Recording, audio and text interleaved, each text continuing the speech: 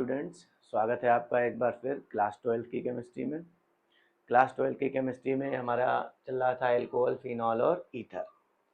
उसमें हमने phenol, alcohol तो कंप्लीट हो गया है, फिनॉल लगभग कंप्लीट हो गया है।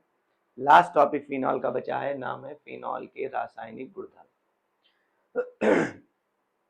फिनॉल के रासायनिक गुणधर्मों में देखिए, सबसे पहली चीज पूछी जाती है फिनॉल की प्रकृति। सबसे पहली हेडिंग डाल लेंगे हम लोग, फिनॉल की प्रकृति। जैसे कि हम लोगों ने एल्कोहलों की प्रकृति पढ़ी थी। एल्कोहल किस प्रकृति के होते थे? अम्लीय प्रकृति के, है ना। ऐसे ही फिनॉल की प्रकृति हम लोग देखेंगे, अम्लीय है, क्षारीय है कि उदासीन है, क्या बनेगा जाकर के। क्योंकि जो एल्कोहल हमारे हैं, जैसे ये CH3 single bond OH, C2H5 single bond OH, C3H7 single bond OH, ये सब एल्कोहल जो है वो किस प्रकृति के होते थे? अम्लीय प्रकृति के, लेकिन बहुत कम अम्लीय। इनकी जो अम्लीयता होती है, जैसे एथिल अल्कोहल की अम्लीयता बहुत कम होती है, नीले लिटमस पेपर को बहुत हल्का सा लाल करता है ना। तो मतलब अम्लीय प्रकृति के तो होते हैं, लेकिन बहुत कम अम्लीय प्रकृति के होते हैं। क्यों अम्लीय प्रकृति के होते हैं? क्योंकि इनको जब हम जल में विलय करेंगे, जैसे ये हमारा CH3 सिंगल बॉन्ड OH, और इसको जल में जब विलय किया जाएगा तो क्या बनेगा जाकर के? जल में जब विलय करेंगे तो ऐसा तो नहीं कि OH आयन मिले, ये हम पहले ही आपको रिएक्शन में कंप्लीट करा चुके हैं। ये मिलेगा जाकर के आपको CH3O निगेटिव और प्लस H पॉजिटिव, ये मिलता है जाकर के। अब CH3O निगेटिव क्या होता था? मेथॉक्साइड आयन, और वो होता था हाइड्रोजन आयन। तो जिस पदार्थ को जल में विलय करने पर हाइड्रोजन आयन प्राप्त हो, उसको कहा जाता है अम्लीय प्रकृति। और जिस पदार्थ को जल में विलय करने पर OH आयन प्राप्त हो, वो होती है हमारी क्षारीय प्रकृति। और ना H आयन मिले ना OH आयन मिले तो समझ लो वो होगा आपका उदासीन, न्यूट्रल, ना अम्लीय ना क्षारीय। तो अब यहां पर हम आते हैं फिनॉल पर, देख लेते हैं। पहले हम फिनॉल की रिएक्शन लिख करके देखते हैं कि फिनॉल की रिएक्शन में फिनॉल क्या बनाता है। देखो यही तो है हमारा फिनॉल, बेंजीन रिंग लिखेंगे नहीं, पहले आप इसको समझिए। और ऊपर क्या चीज? OH। इसको जल में विलय कर दिया, H2O। जब जल में विलय कर दोगे तो क्या मिलेगा, आप बताइए, अंदाजा लगाइए। अम्लीय प्रकृति के लिए H आयन निकलना चाहिए, क्षारीय प्रकृति के लिए OH आयन निकलना चाहिए, है ना। तो पहले हम क्या करते हैं कि यहाँ से एक बार चेक कर लेते हैं कि क्या OH आयन निकल करके कुछ बनेगा। यहाँ से OH आयन निकालें तो केवल ये बन रहा है इतना, बेंजीन रिंग, ऊपर सिंगल बॉन्ड खाली और प्लस OH निगेटिव, ये बन रहा है जाकर के। अब ये तो चलो हाइड्रोक्साइड आयन हो गया, इससे तो पता चल गया, लेकिन ये क्या चीज है? ये कुछ है ही नहीं, क्योंकि इसका अष्टक पूर्ण ही नहीं है। अगर इसी को हम अणुसूत्रों में देखें तो और आपको समझ में आएगा। इसका अणुसूत्र है C6H5 single bond OH, arrow, इसको जल में विलय कर दिया तो यहाँ क्या बना बताइए आप? C6H5 और आगे सिंगल बॉन्ड लगा दिया प्लस OH निगेटिव, ये चीज, यही चीज तो बनी। अब इसका मतलब है कि इसका अष्टक तो पूर्ण ही नहीं, ये तो फीन है, इसको हम लोग फीन कहते हैं। और जब इस कोई चीज यहाँ जुड़ेगी, जब अष्टक पूर्ण होगा जाकर के, तब ये कोई ना कोई यौगिक बनाएगा। अभी ये ना तो बेंजीन है, अगर हाइड्रोजन जोड़ देंगे तो बेंजीन बन जाएगी जाकर के। अगर यहाँ पर Cl जोड़ देंगे तो क्लोरोबेंजीन बन जाएगा, Br जोड़ देंगे तो ब्रोमोबेंजीन। मतलब कोई ना कोई चीज यहाँ जुड़नी चाहिए, तभी कंपाउंड बनेगा, और उसी को केमिकल रिएक्शन कहते हैं। कोई चीज बने ही ना अभिकारक में तो समझ लो वो रासायनिक अभिक्रिया। उत्पाद में अगर कोई चीज बने ही ना तो वो समझ लीजिए आप रासायनिक अभिक्रिया नहीं मानी जाती है। तो अब इसका मतलब यहां से एक चीज तो पता चल गया, OH होने की वजह से हम ये नहीं कहेंगे कि फिनॉल क्षारीय प्रकृति का है। तो जब क्षारीय नहीं है तो अब हमारे पास दो ही ऑप्शन बचे, या तो न्यूट्रल होगा यानी उदासीन, या एसिडिक अम्लीय होगा। तो अम्लीय की जांच करना शुरू करते हैं। देखें अम्लीय की जांच में क्या मिलेगा जाकर के। अम्ल की पहचान क्या होती है? जिसमें हाइड्रोजन आयन मिले। तो ये वाला H है, इसको यहां से निकाल देते हैं H पॉजिटिव। तो अब यहां बचा क्या बताओ? यहां बचा है केवल O, ऐसे करके O बचा हुआ है। अब ऑक्सीजन अपना अष्टक पूर्ण करता है 2 इलेक्ट्रॉनों से, 6 और 2 8। यहां पर इसके पास अभी एक ही इलेक्ट्रॉन है, सिंगल बॉन्ड का मतलब एक ही इलेक्ट्रॉन है। ऑक्सीजन के पास 7 इलेक्ट्रॉन हुए, होने कितने चाहिए? 8। तो अब क्या होगा जाकर के, या तो ये ऑक्सीजन के पास ये ऑप्शन होते हैं, या तो ऑक्सीजन डायरेक्ट डबल बॉन्ड बनाए, तो डबल बॉन्ड तो बनाने से रहा। एक ऑप्शन है कि ऑक्सीजन दोनों तरफ सिंगल बॉन्ड बना ले। अगर हम सिंगल बॉन्ड बना दें, एक बॉन्ड यहाँ एक बॉन्ड यहाँ, तो फिर वही बात आ गई कि यहाँ पर अष्टक हो गया खाली। जब तक यहाँ कोई चीज जुड़ेगी नहीं तब तक कोई यौगिक बनेगा नहीं। तो सिंगल बॉन्ड यानी ये वाला ऑप्शन भी नहीं रहा, ये वाला ऑप्शन भी नहीं रहा, यानी सिंगल बॉन्ड तो बनाएगा नहीं। अब तीसरा ऑप्शन है कि दोनों इलेक्ट्रॉन ग्रहण कर ले, ऊपर माइनस के 2 आवेश कर दें, 6 और 2 8 हो जाए। दोनों इलेक्ट्रॉन अगर ग्रहण करेगा तो यहाँ पर एक से साझेदारी, 2 ग्रहण कर लिए तो 2 और 3 हो गए, 6 और 3 9, यानी अष्टक बाहर हो गया। यानी ये वाली भी जो है वो केमिकल रिएक्शन नहीं होगी। अब एक ऑप्शन बचा है कि एक से साझेदारी कर ले और एक ग्रहण कर ले। साझेदारी करी 7, ग्रहण कर लिया 8। तो यहां पर वही कंडीशन बन रही, एक साझेदारी कर ली और एक ग्रहण कर लिया, 6 और 1 7, 7 और 1 8, यही बना ना। अब जैसे इसको कहते हैं हम लोग मिथॉक्साइड आयन। एल्कोक्साइड आयन मिलता था जब हाइड्रोजन को, जब अल्कोहल को जल में विलय करते हैं तो अम्लीय प्रकृति होने की वजह से एल्कोक्साइड आयन मिलता था और साथ में हाइड्रोजन आयन मिलता था। तो अब यहां पर देखो, इतना तो आपका हो गया है फीन, जैसे जो कि हमने आपको बताया, और फीन जुड़ा है जाकर के ऑक्सीजन से। तो जब कोई चीज ऑक्सीजन से जुड़ती है तो वो ऑक्साइड बनाती है। फीन ऑक्सीजन से जुड़ा तो फिनॉक्साइड, और ऊपर लगा हुआ है निगेटिव यानी आयन, तो इसका नाम क्या बन गया? फिनॉक्साइड आयन, और ये मिल गया हाइड्रोजन आयन। इस तरीके से हमारी अभिक्रिया ये तो कंप्लीट हो गई। जब अभिक्रिया कंप्लीट हो गई तो यहां हमें पता चला कि जब हमने इसको जल में विलय किया तो हाइड्रोजन आयन मिला। तो इससे हमारा ये सिद्ध हुआ कि एल्कोफिनॉल जो है वो अम्लीय प्रकृति के होते हैं। आपको समझ में आया होगा। चलिए तो यहां लिख लेते हैं चल करके सबसे पहले।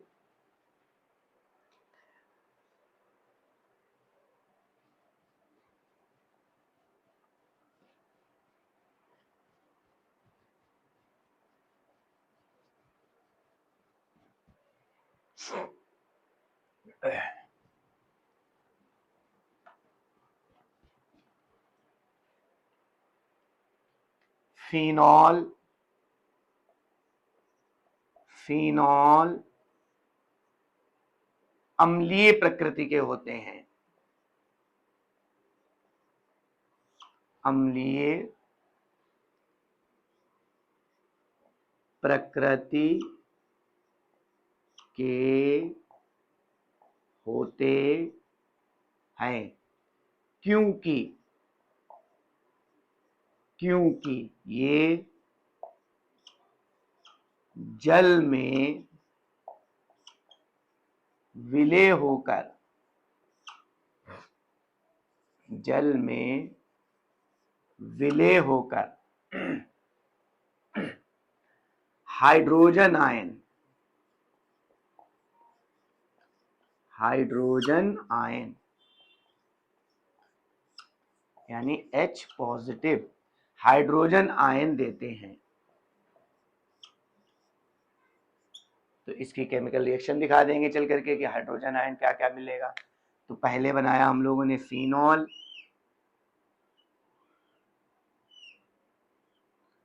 ऊपर लिख दिया OH, एरो, एरो के ऊपर H2O, जल में विलय कर दिया। तो यहां मिलेगा जाकर के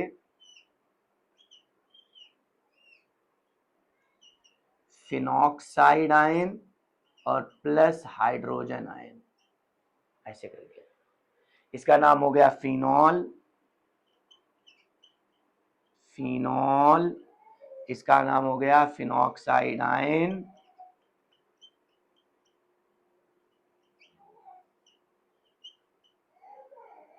और इसका नाम हो गया हाइड्रोजन आयन।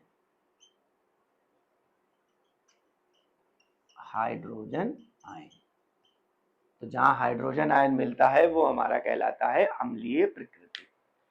उम्मीद है आपको फिनॉल की प्रकृति समझ में आई होगी। फिनॉल अम्लीय प्रकृति के होते हैं क्योंकि ये जल में विलय होकर के कौन सा आयन देते हैं, हाइड्रोजन आयन, और साथ में बनाते हैं फिनॉक्साइड आयन, इस तरीके से। चलिए ये नोट कर लीजिए। तो अब जब क्लियर हमने कर लिया है कि फिनॉल अम्लीय प्रकृति के हैं, तो अम्ल की क्या क्या पहचान होती है। एक तो अम्ल की पहचान होती है लिटमस पेपर के प्रतिक्रिया। लिटमस पेपर के प्रतिक्रिया में क्या होता है, जितने भी अम्ल होते हैं वो नीले लिटमस पेपर को क्या कर देते हैं, लाल कर देते हैं। अम्ल की ये पहचानें होती है ना, अगर अम्ल है तो वो ये सारी रिएक्शनें करेगा। जैसे पहली रिएक्शन हमने बताई लिटमस पेपर के प्रतिक्रिया, तो हेडिंग डाल देंगे चल करके, लिटमस पेपर के प्रतिक्रिया। लिटमस पेपर के प्रतिक्रिया, reaction with litmus paper. Litmus paper के प्रतिक्रिया क्या होगी, तो चूंकि फिनॉल अम्लीय प्रकृति का है इसलिए फिनॉल लिटमस पेपर से क्रिया करके नीले लिटमस पेपर को क्या कर देगा, लाल कर देगा। तो यहां लिख देंगे फिनॉल फिनॉल अम्लीय प्रकृति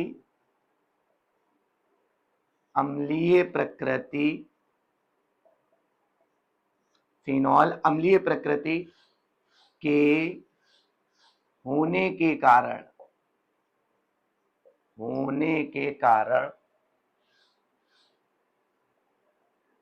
नीले लिटमस पत्र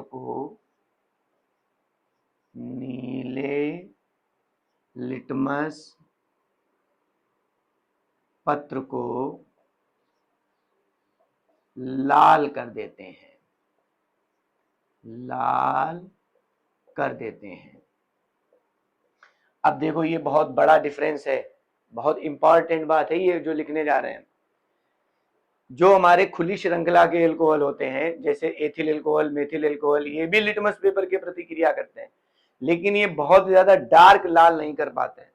नीले लिटमस पेपर को हल्का सा लाल करते हैं, इसलिए वो कम अम्लीय होते हैं, और ये पूरा ही लाल कर देते हैं तो ये अधिक अम्लीय होते हैं। ये पूछा जाता है एथिल एल्कोहल और फिनॉल में कौन अधिक अम्लीय है, उसका कारण क्या है। तो ये इसकी कुछ पहचान हैं जो हम एक एक करके हम लोग लिखना शुरू कर रहे हैं। तो इसकी रिएक्शन क्या बनी, फिनॉल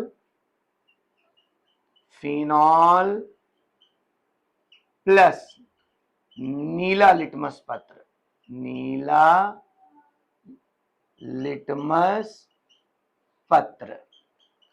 एरो के आगे बताओ, ये जो नीला लिटमस पेपर है वो क्या हो जाएगा, लाल हो जाएगा। लाल लिटमस पेपर लाल हो जाता है, ऐसे लिख देंगे हम लोग, लिटमस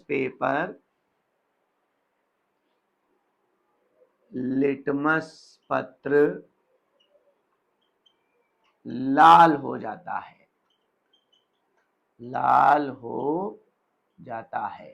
ये रिएक्शन बनी जा करके। और ये फिनॉल चूंकि अगर द्रव अवस्था में है तो ठीक, वैसे तो ये क्रिस्टल ठोस होता है, हमने आपको फिजिकल भौतिक गुणधर्म में बताया भी है। तो इसका विलयन बनाएंगे हम लोग, फिनॉल का विलयन बनाएंगे किसी चीज में घोल वोल करके, फिर उसके बाद इसको डुबोएंगे जा करके। लिटमस पत्र को इसी के विलयन के अंदर डुबो देंगे, जो लिटमस पत्र है वो लाल हो जाएगा। और ये एरोमेटिक जो हम लोग प्रयोग लिखेंगे जा करके, उसमें लिटमस पत्र परीक्षण आता भी है, तो इसी तरीके से वो परीक्षण किया जाएगा। उम्मीद है आपको ये समझ में आया होगा, नोट कर लीजिए। देखते हैं अगले गुणधर्म की तरफ। तो फिनॉल अम्लीय प्रकृति का है, नीले लिटमस पेपर से क्रिया करके लाल कर दिया। अम्ल की कुछ और पहचानें होती हैं। एक अम्ल की पहचान होती है कि ये सक्रिय धातु, जितने भी अम्ल होंगे, स्पेशली जो तनु अम्ल होंगे, वो सक्रिय धातुओं से क्रिया करके हाइड्रोजन गैस देते हैं। ये आप लोगों ने जो है वो वैद्युत रसायन में जो हमारी विद्युत रासायनिक श्रेणी है, लिखवासर का नामक अलमंजन, ये पूरा इस तरीके से पढ़ी हम लोगों ने। उसमें जो हाइड्रोजन से ऊपर धातुएं वो सब सक्रिय धातुएं बोली जाती हैं। तो उसमें हमने आपको लक्षण में ये बताया है कि जो सक्रिय धातुएं होती हैं वो तनु अम्लों से क्रिया करके हाइड्रोजन गैस देती हैं। तो यहां लिख देंगे चल करके सक्रिय धातुओं से क्रिया। अगला गुणधर्म होगा रासायनिक गुणधर्म सक्रिय धातुओं से क्रिया। धातुओं से क्रिया, तो सक्रिय धातुओं से क्रिया में फिनॉल अम्लीय प्रकृति के हैं, इसीलिए ये सक्रिय धातुओं से क्रिया करके हाइड्रोजन गैस देते हैं। तो लिख देंगे चल करके फिनॉल अम्लीय प्रकृति के हैं, अम्लीय प्रकृति के हैं, इसीलिए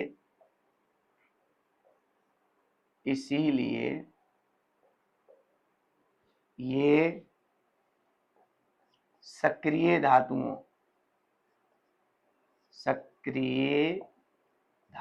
अब सक्रिय धातुएं कौन कौन सी? लिकबा, सरका, नामक, जो हाइड्रोजन से ऊपर है, लिथियम हो गया, सोडियम हो गया, पोटेशियम हो गया, ये सब है ना। तो सक्रिय धातुओं जैसे सोडियम, पोटेशियम है ना, और मैग्नीशियम आदि से क्रिया करके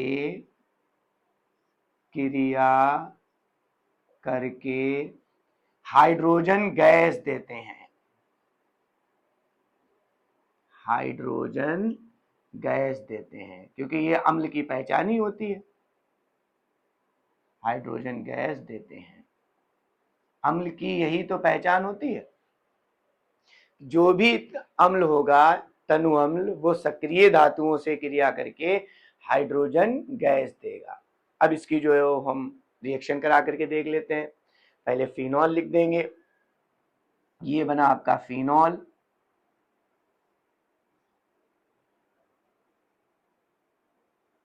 और सक्रिय धातु से क्रिया करानी है। बताइए कौन सी सक्रिय धातु से क्रिया करा दें? सोडियम से, पोटेशियम से, मैग्नीशियम से, जिससे चाहे उससे करा दें। सोडियम से क्रिया एक बार करा के देखते हैं। सोडियम से क्रिया कराई, एरो, अब मिलेगा हमें हाइड्रोजन गैस। जैसे यहां पर अब आप देख लीजिए चल करके, यह हमारा HCl अम्ल ही तो है ना, और इससे हमने क्या करा कि सोडियम धातु से क्रिया कराई, तो अब यहां पर हमें हाइड्रोजन गैस बनानी है। हाइड्रोजन गैस कैसे बनाई जाएगी अब आप बताइए? भाई हाइड्रोजन गैस का फार्मूला होता है H2 और यहाँ हाइड्रोजन है 1, तो 2 बनाने के लिए करेंगे 2 का गुणा, और सोडियम चूंकि सक्रिय धातु है तो अकेले तो रहेगी नहीं, इसलिए इसमें भी हमें गुणा करना पड़ेगा कितने का? 2 का। अब यहां से 2 हाइड्रोजन चले जाएंगे, बचे 2 Cl जो 2 Na से जुड़ जाएंगे, तो आगे रिएक्शन हमारी बनी जाकर के 2 NaCl और प्लस हाइड्रोजन गैस, ये बनी जाकर के। इसी तरीके से कोई कहेगा नहीं कि हमें हाइड्रोक्लोरिक नहीं, हमें सल्फ्यूरिक एसिड लेना है, तो सल्फ्यूरिक एसिड का फार्मूला क्या होता है? H2SO4 और सोडियम धातु से क्रिया कराएंगे और रिएक्शन देखेंगे। सल्फ्यूरिक अम्ल ये भी अम्ल है, तनु अम्ल, सोडियम धातु जब इससे क्रिया करेगी तो यहाँ पर भी हाइड्रोजन गैस बननी चाहिए, तो हाइड्रोजन गैस का फार्मूला H2 होता है, यहाँ H2 दिया गया है ना। इस H2 को हटाना है, इसकी जगह पर Na जोड़ना है। अब H2 तो 2 है लेकिन सोडियम तो एक ही है, इसलिए इस बार इसमें 2 का गुणा ना करके सोडियम में करना पड़ेगा कितने का गुणा? 2 का। अब सोडियम आ जाएगा यहाँ पर और H2 चला जाएगा, तो रिएक्शन क्या बनी जा करके? Na2SO4 और प्लस ये हाइड्रोजन गैस चली गई। कोई कहेगा नहीं हमें जो है वो जो भी अम्ल आपको अच्छे लगे वो ले सकते हैं। कोई कहेगा नहीं हम एसिटिक अम्ल से क्रिया कराएंगे। एसिटिक अम्ल का फार्मूला क्या होता है? CH3COOH और इससे क्रिया कराएंगे सोडियम धातु की, और यहां से निकालना है हमें हाइड्रोजन गैस। तो हाइड्रोजन गैस का फार्मूला H2 होता है। यहां पर देखो CH3 से तो निकलेगा नहीं, CH3 से अगर हमने हाइड्रोजन 2 निकाल दिए तो फिर कार्बन का अष्टक अपूर्ण हो जाएगा, वो पूर्ण नहीं हम कर पाएंगे। इसलिए ये लास्ट वाले से हम लोग हाइड्रोजन निकालेंगे। अब हाइड्रोजन तो यहाँ एक है, तो क्या करा जाएगा, यहाँ पर भी 2 का गुणा, यहाँ पर भी 2 का गुणा। ये वाले 2 हाइड्रोजन चले गए, यहां से H बाहर जाएगा, 2 का आगे मल्टीपल है तो H2 ही तो बाहर जाएगा, और 2Na अंदर आएगा तो आगे 2 का मल्टीपल है, केवल Na बचेगा। तो ये बचा जा करके 2 टाइम्स CH3 COO और प्लस ये निकल गई हाइड्रोजन गैस। ये बन गया जा करके आपका सोडियम एसीटेट। CH3COO को एसीटेट कहते हैं, Na को सोडियम कहते हैं, तो सोडियम एसीटेट। अब आपको बात समझ में आई होगी हमारी। यहां पर अब आप रिएक्शन को बताइए कैसे कंप्लीट कराएंगे। या हाइड्रोजन गैस बनानी, लेकिन यहां पर तो H ही है, हमें बनाना है H2। क्या करा जाएगा, आगे 2 का गुणा, यहां पर भी 2 का गुणा। अगर पोटेशियम लेते तो वहां पर भी हम 2 का गुणा कर देते। आगे बढ़ेंगे रिएक्शन की तरफ, तो ये वाला हाइड्रोजन बाहर निकलेगा 2 के मल्टीपल के साथ तो H2 होगा, और ये वाला Na इसके साथ आएगा 2 के मल्टीपल के साथ, तो केवल यहाँ Na बचेगा क्योंकि आगे 2 का गुणा तो है ही। तो आगे रिएक्शन हमारी बनी जा करके बेंजीन रिंग 2 टाइम्स करके, ऊपर O और साथ में Na और प्लस ये निकल गई आपकी हाइड्रोजन गैस। इसका नाम क्या होगा, जैसे यहां पर आप देखो ये सब क्या है, ये लवण होते हैं। लवण जिसमें धनायन और ऋणायन हो, उसी को तो लवण कहते हैं। तो देखो चल करके सोडियम एसीटेट में एसीटेट पर माइनस होता है, सोडियम प्लस होता है। NaCl पर Na प्लस होता है, Cl पर माइनस होता है। Na2SO4 में सल्फेट पर माइनस होगा, सोडियम पर प्लस होगा। मतलब जहां पर प्लस और माइनस होते हैं उसको हम लवण कहते हैं। सॉल्ट अम्ल और क्षार के साथ जो बनता है, जिसमें धनायन और ऋणायन मौजूद होते हैं, उसको लवण कहते हैं। तो ये हमारा बन गया जाकर के कोई लवण। इस सॉल्ट का नाम क्या होगा, बस यही चीज देखना है। शुरू में हमने आपको बताया था फिनॉल अम्लीय प्रकृति के होते हैं, तो जब उसको हमने पानी में घोला तो उसमें कौन सा आयन मिला था, हाइड्रोजन आयन। दूसरा एक और आयन कौन सा था, फिनॉक्साइड आयन। तो बस ये चीज तुम्हारी बन गई फिनॉक्साइड। इतनी बेंजीन के साथ जो O जुड़ा हुआ है ये बन गया फिनॉक्साइड, क्योंकि इसने ऑक्सीजन से क्रिया करी, और साथ में जुड़ा हुआ है सोडियम। और नाम लिखने का तरीका आपको मालूम ही है, धनायन का नाम पहले, ऋणायन का नाम बाद में। तो इसका नाम क्या बना, सोडियम फिनॉक्साइड, और ये बना हमारा हाइड्रोजन गैस। तो यहां लिख देंगे चल करके, इसका नाम लिखेंगे फिनॉल, फिनॉल, और इसका नाम लिख देंगे चल करके सोडियम, सोडियम फिनॉक्साइड, फिनॉक्साइड। अगर यही चीज पोटेशियम से क्रिया कराते तब क्या होता, तो यहां पर होता 2K, ऊपर हो जाता OK, और प्लस ये निकल जाती है हाइड्रोजन गैस। और जो ऊपर बेंजीन के साथ OK जुड़ा है इसका नाम क्या होगा, पोटेशियम फिनॉक्साइड, है ना। तो उम्मीद है आपको ये वाला रासायनिक गुणधर्म समझ में आया होगा सक्रिय धातुओं से क्रिया में। तो क्या होता है जब फिनॉल सक्रिय धातुओं से क्रिया करता है, फिनॉल जब सक्रिय धातुओं से क्रिया करेगी, एक तो लवण बनेगा, और साथ में जो उसका मुख्य गुण है अम्लीय का, कि हाइड्रोजन गैस देगा। तो ये आपकी रही हाइड्रोजन गैस। इस तरीके से हमने आपको ये एक रिएक्शन करा दी। चलिए नोट कर लीजिए इसको। तो अब बढ़ते हैं हम लोग अगले गुणधर्म की तरफ। अम्लीय प्रकृति के लिए हम लोगों ने लिटमस परीक्षण करा लिया, जल में विलेयता भी हम लोगों ने करा ली, तीसरी चीज सक्रिय धातुओं से क्रिया करा दी। अम्ल की एक और पहचान होती है क्या, कोई भी अम्ल होगा वो क्षार के साथ क्रिया करके लवण बनाएगा और साथ में जल बनाएगा। अम्ल क्षारों से क्रिया करके लवण बनाते हैं, साथ में जल भी बनाते हैं।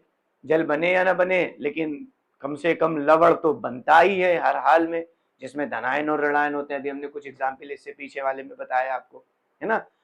तो अम्लीय प्रकृति होने की वजह से क्षारों से क्रिया करके ये लवण बनाएगा। तो हम लोग जो है वो एक बार देख लेते हैं, लिखेंगे क्षारों से क्रिया। अगला हमारा गुणधर्म होगा क्षारों से क्रिया। ये सब अम्लों की पहचान ही है, क्षारों से क्रिया। लिख देंगे फिनॉल, फिनॉल अम्लीय प्रकृति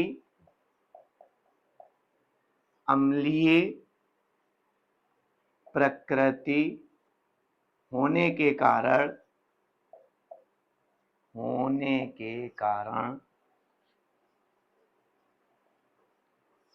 क्षारों से क्षार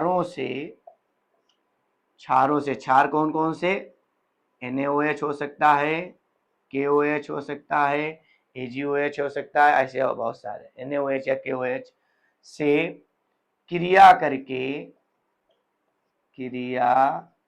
करके लवण बनाता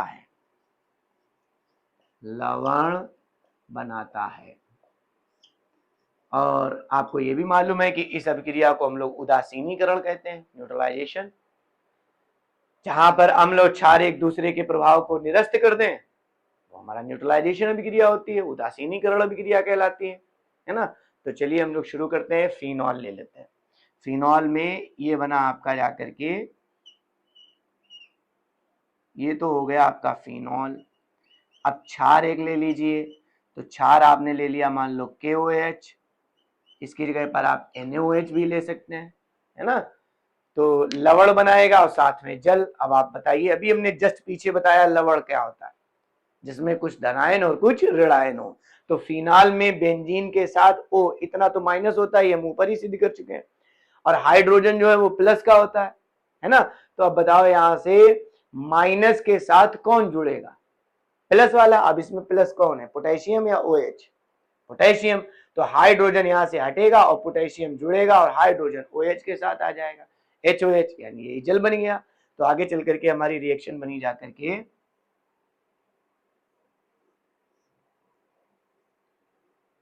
OK और प्लस HOH। आप Na ले लेते तो ONA हो जाता। इस लवण का नाम क्या हो गया बताइए, पोटेशियम फिनॉक्साइड। पोटेशियम फिनॉक्साइड, और इसका नाम क्या है, फिनॉल।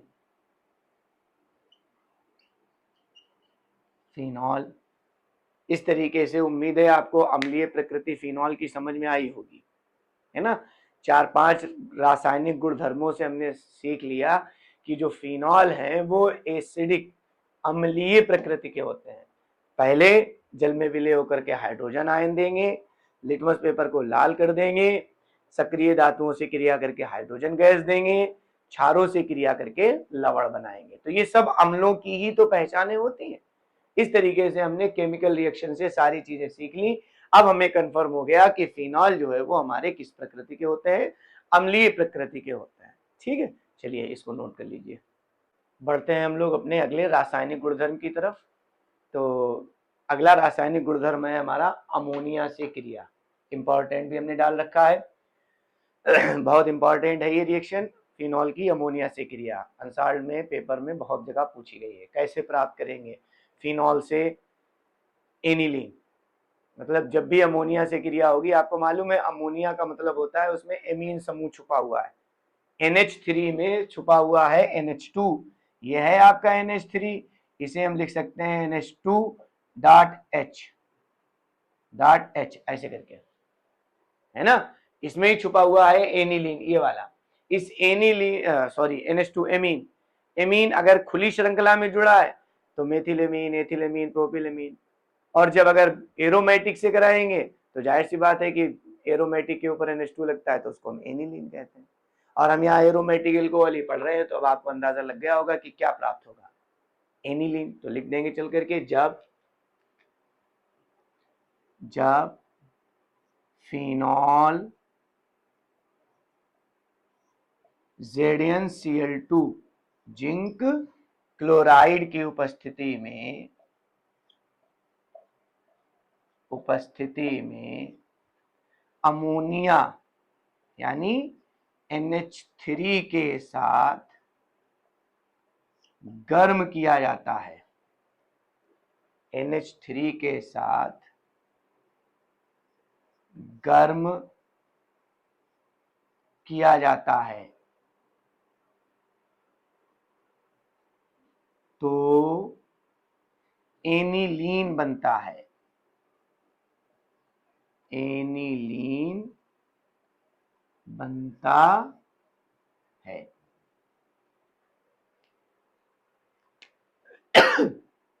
ये रहा आपका फिनॉल और ये रही NH3 अमोनिया एरो। इसके ऊपर प्रेजेंटेशन करनी है यानी उपस्थिति करनी है ZnCl2 की, और गर्म है तो गर्म का साइन डेल्टा।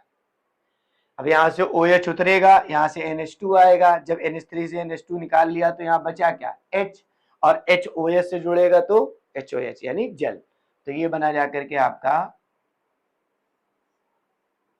ऊपर NH2 और प्लस आगे HOH, यानी इसका नाम हो गया फिनॉल और इसका नाम हो गया एनिलीन। एनिलीन, ये उम्मीद है आपको ये वाली रिएक्शन समझ में आई होगी। चलिए ये नोट कर लीजिए। आगे बढ़ते हैं। मोस्ट इंपॉर्टेंट अभिक्रिया, शायद आप लोगों ने आंसर में देखी भी होगी। अभिक्रिया का नाम है राइमर टीमान अभिक्रिया। कुछ किताबों में रीमर टीमान भी लिखा है, रीमर हो या राइमर हो बात एक ही है। आपको यही अभिक्रिया करनी है, रीमर टीमान अभिक्रिया। BVIP अभिक्रिया है ये। इसमें देखिए क्या लिखा जाएगा, लिखेंगे जब फिनॉल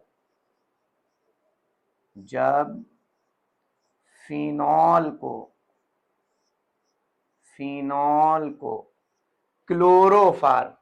क्लोरोफार्म का फार्मूला क्या होता है CHCl3। तो जब फिनॉल को क्लोरोफार्म यानी CHCl3 तथा KOH या NaOH के साथ गर्म करते हैं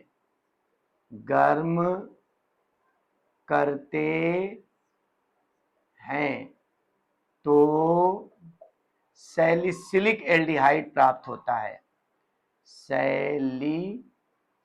सैलिसिलिक एल्डिहाइड प्राप्त होता है। सैलिसिलिक अम्ल और सैलिसल्डिहाइड दोनों के फार्मूले हमने आपको बताए हैं। सैलिसल्डिहाइड का फार्मूला क्या होता है बेंजीन के ऊपर OH और आर्थो पर लगा हो CHO, ये सैलिसल्डिहाइड है। और सैलिसिलिक अम्ल कैसे लिखा जाएगा, बेंजीन के ऊपर OH और आर्थो पर लगा हो COOH, ये सैलिसिलिक अम्ल है और ये सैलिसल्डिहाइड है। तो यहाँ पर सैलिसिलिक एल्डिहाइड हमें प्राप्त करना है ये चीज। तो रिएक्शन क्या बताया, जब फिनॉल को, तो फिनॉल बहुत बहुत बहुत इंपॉर्टेंट ये अभिक्रिया है। फिनॉल साथ में क्लोरोफार्म, तो क्लोरोफार्म का मतलब CHCl3 प्लस पोटेशियम हाइड्रोक्साइड ले लें या सोडियम हाइड्रोक्साइड ले लें, जो बेहतर लगे आपको वो ले लीजिए चल करके। KOH एरो, गर्म करेंगे तो डेल्टा बनेगा सैलिसिल्डिहाइड, यानी OH तो लगी है, यहाँ CHO और लगाना है। तो देखो H तो यहाँ ऑलरेडी मौजूद है, ये तो आपको मालूम है। इस कोने पर कार्बन के साथ हाइड्रोजन तो है ही, है ना, लेकिन वो हाइड्रोजन जब हटेगा तभी तो यहाँ जगह बनेगी। तो वो हाइड्रोजन तो चला गया। अब यहाँ पर ये रहा आपका C, ये रहा H, ये रहा आपका O, CHO यहाँ लग गया आकर के। तो ये बना जाकर के आपका ऊपर OH और आर्थो पर हो गया CHO प्लस। अब आगे देखो बचा क्या क्या है। पोटेशियम यहाँ देखो कितने हैं K यानी 1, और Cl यहाँ कितने हैं 3, तो इनका कोई मेल भी नहीं मिलना, वरना ये आपस में जुड़ करके KCl बना लेते। लेकिन यहाँ पोटेशियम 1 है, यहाँ पोटेशियम 3 है, तो क्या करना पड़ेगा बताइए बाप। KOH में 3 का गुणा, अगर NaOH लेते तो उसमें 3 का गुणा कर लेते। तो प्लस का तो ये हो गया 3KCl, पोटेशियम क्लोराइड हो गया। अब बचा क्या देखो, कार्बन हम लिख ही चुके हैं, हाइड्रोजन हम लिख ही चुके हैं, क्लोरीन और पोटेशियम ये हमने लिख ही दिया है, इतना तो लिख ही गया।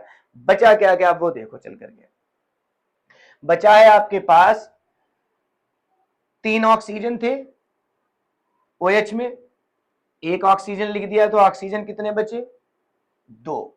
हाइड्रोजन पर आते हैं, 3 हाइड्रोजन यहां है और 1 यहां से गया, तो 3 और 1 कितने हो गए, 4। 4 हाइड्रोजन 2 ऑक्सीजन, 2H2O, प्लस का हो जाएगा 2H2O। यही है सैलिसिलिक एल्डिहाइड, सैलिसिलिक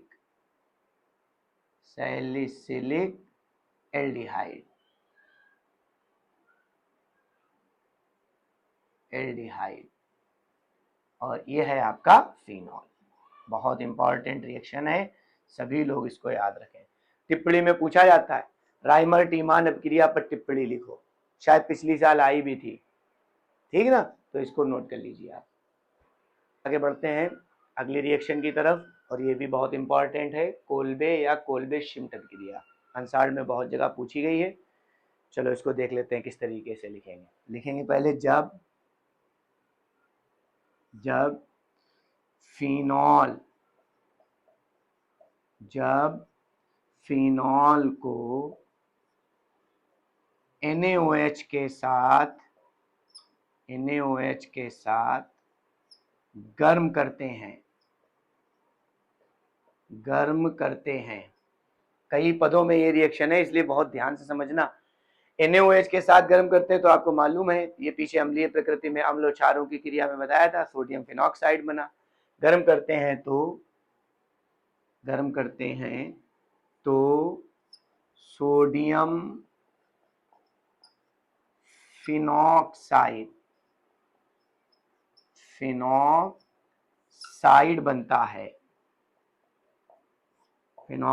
बनता है, जिसकी CO2 से, कार्बन डाइऑक्साइड CO2 से क्रिया कराने से, यानी जो सोडियम फिनॉक्साइड बना है इसकी कार्बन डाइऑक्साइड से क्रिया कराएंगे तो सोडियम सैलिसिलेट बनता है,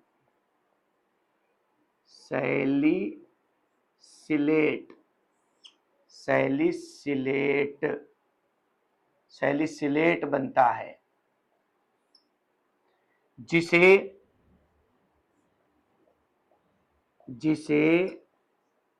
HCl के साथ क्रिया कराने से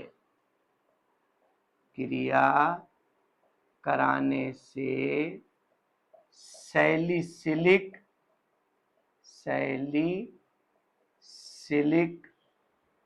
अम्ल बनता है। इतनी बड़ी रिएक्शन है ये, 2 नंबर में पूछी जाती है। कोल्बे श्मिट अभिक्रिया पर टिप्पणी लिखिए। तो फिनॉल देखिए रिएक्शन कैसे लिखी जाएगी, फिनॉल ऊपर हो गया, इसकी क्रिया हमें दिखानी है NaOH के साथ, एरो लगाया, ये HOH के साथ चला जाएगा यानी H2O तो निकल गया, तो ऊपर बचा सोडियम फिनॉक्साइड, ऐसे करके ऊपर ONa। इसकी क्रिया देखो CO2 से कराना है कार्बन डाइऑक्साइड के साथ, तो क्या बनेगा, सोडियम सैलिसिलेट। सोडियम सैलिसिलेट के किस तरीके से बनेगा उसको ध्यान दीजिए चल करके। यहां पर देखिए ये आपको दिखाई पड़ रहा है COOH, देखो यहां तो COO तो है ही, ये इसके साथ जुड़ेगा, सैलिसिलिक अम्ल का आपने फार्मूला देखा होगा, ये आपका बेंजीन रिंग है, ऊपर OH होता है, नीचे COOH, इसको आप सैलिसिलिक अम्ल बोलते हो, नहीं बोलते हो, ये सैलिसिलिक अम्ल है। तो अब यहां पर देखो क्या होगा, ये वाला हाइड्रोजन यहां से हटा, जब ये हाइड्रोजन हटेगा तभी तो ये चीज जुड़ेगी, जगह बनेगी, तो यहां से हाइड्रोजन हटा और COO लग गया जा करके, ऐसे करके बेंजीन रिंग ऊपर O और Na नहीं लिखेंगे बाद में, यहां से हाइड्रोजन हटा और COO लगा दिया। अब COO का भी अष्टक पूर्ण नहीं, ऊपर O का भी अष्टक पूर्ण नहीं, तो ये वाला जो हाइड्रोजन था वो ऊपर चला गया, यानी ये बन गया OH, और यहां से जो Na उतर के आया वो यहां आ गया जाकर के आपका ऐसे करके। ये आपको मालूम है ना, RCOO के ऊपर निगेटिव होता है, माइनस चार्ज होता है, जिसे कार्बोक्सिलेट कहते हैं।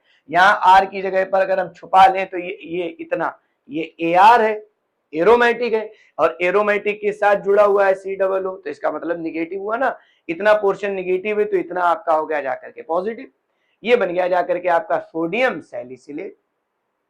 ठीक, अब इस सोडियम सैलिसिलेट की क्रिया जो है वो हाइड्रोक्लोरिक एसिड से कराना है। हाइड्रोक्लोरिक एसिड मतलब HCl। हाइड्रोक्लोरिक एसिड से जब क्रिया कराओगे तो यहां से Na आपका चला जाएगा और H इसकी जगह पर जुड़ जाएगा, तो COOH हो गया, और NaCl के साथ जुड़ जाएगा तो NaCl। आगे रिएक्शन हमारी बनी जाकर के बेंजीन रिंग, ऊपर OH और आगे COOH और प्लस NaCl, सोडियम क्लोराइड। अब आते हैं इसके नाम पर, तो ये है आपका फिनॉल। बहुत इंपॉर्टेंट रिएक्शन है ये, इन्हें आपको हर हाल में रटना पड़ेगा। Sodium salicylate, sodium salicylate, salicylate, और ये सैलिसिलिक अम्ल, सैलिसिलिक अम्ल, ये आपका बन गया जाकर के। तो उम्मीद है आपको ये रिएक्शनें समझ में आई होंगी। अभी हमारी केमिकल प्रॉपर्टीज पूरी नहीं हुई हैं, ये सिर्फ एक भाग है। सेकेंड पार्ट में आपकी ये रासायनिक अभिक्रियाओं को हम कंप्लीट करेंगे, और आप हर अभिक्रिया को इम्पॉर्टेंट मानते हुए तैयारी आप अपनी करिए, जिसमें से स्पेशली राइमर टीमान अभिक्रिया, कहीं पर भी आप नोट कर लीजिए, इंपॉर्टेंट कर लीजिए, टिक कर लीजिए, जो जैसा चाहे वैसा कर लीजिए। कोल्बे शिम्ट अभिक्रिया, जिंक से क्रिया, ये ऐसी अभिक्रियाएं हैं जो बहुत बहुत बहुत महत्वपूर्ण है।